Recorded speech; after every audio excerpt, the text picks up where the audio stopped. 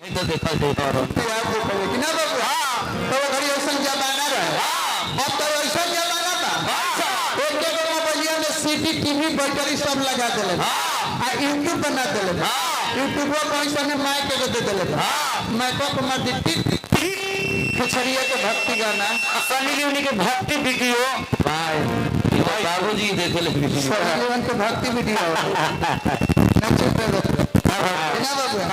तो खसरिया आरामान महाभारत सब में बोलिए सब लोग के घड़ी ज्ञान गए केहू ई फेरा में नहीं थे जैसे ही कब के कहानी कह के लोग चलो चलो वो लोग कही कि राम जी के लड़का है दशरथ जी के लड़का राम जी भइले आ सीता से बियाह है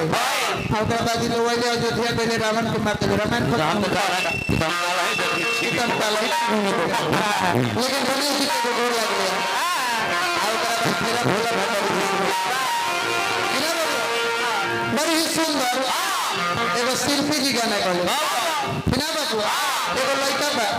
और तेरा नौकरी लग गई तो नौकरी लग गई तो कहते कि सुना वैसे दिया ना और तिलक दहेज चढ़ता तो लड़कियां बहुत दिया अरे पापा जी के पोसल हुआ चाहे लड़की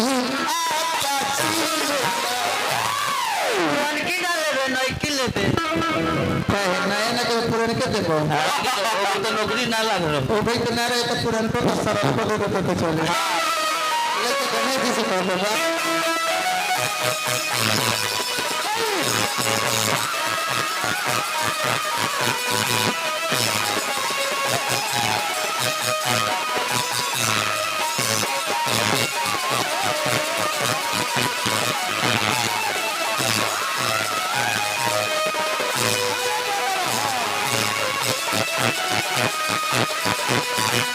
लड़का कहता है एक बात है ए बाबा गौरी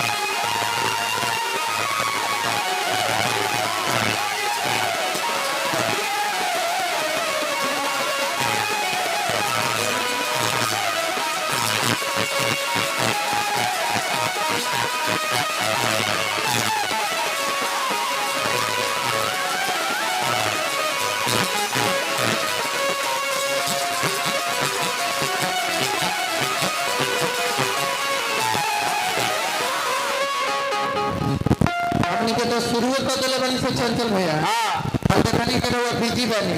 कल अपन घर के नहीं है चलो हम पहले शुरू कर दिया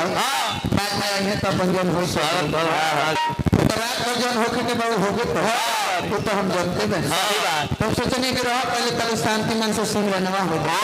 तो रात का नचनिया हम गलत है हम ये के चालू करते चला तो सब हां ना बाबा लेके गणेश जी से कहा था पहले गीत गाने कैसे रहे चाचा पहले रजा लोग के जमाना में पुरानिया चाचा लोग गाओ अरे कितना लोग शिव के मनाई अरे शिव बनाई ये गीत पहले गावा अब लोग शिव जी के कुछ देते पर तब देते देते पहले मांग लेते कि ना बाबू भैया भक्तूर ली है चिखली अपना सेवा खरा के बाबा एगो भिखदी भोला दानी बरदान मांगती एगो गाड़ी एगो नारी नट माने आई भान खा लो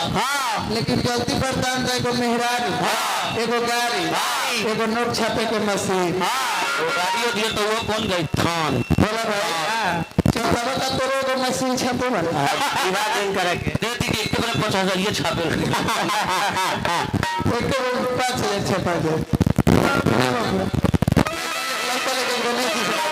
अरे मंगल ले दाता रौरा अरे विघ्न के हरना सर देवी देवता से पहिले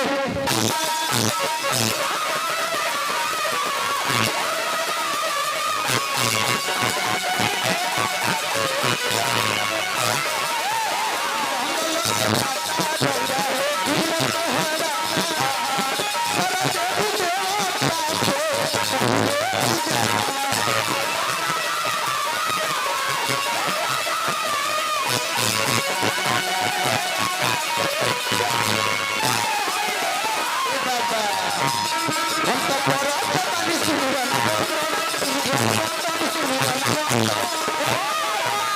हाथ जो हरिना खोलाई